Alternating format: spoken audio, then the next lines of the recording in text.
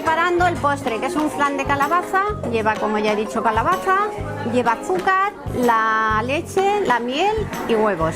Los ingredientes se mezclan, se ponen en una flanera con su azúcar tostada y al horno, al baño María.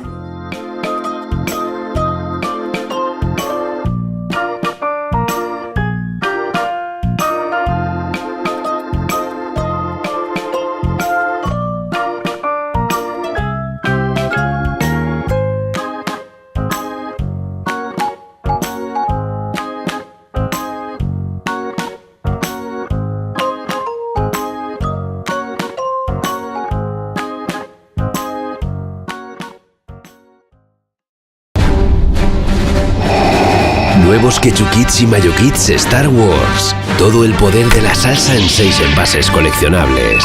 Diviértete con ellos. Entra en chubikits.es y descubre cómo ganar viajes alucinantes. Pon rumbo a la fantasía. Chubikits, sabrosa diversión.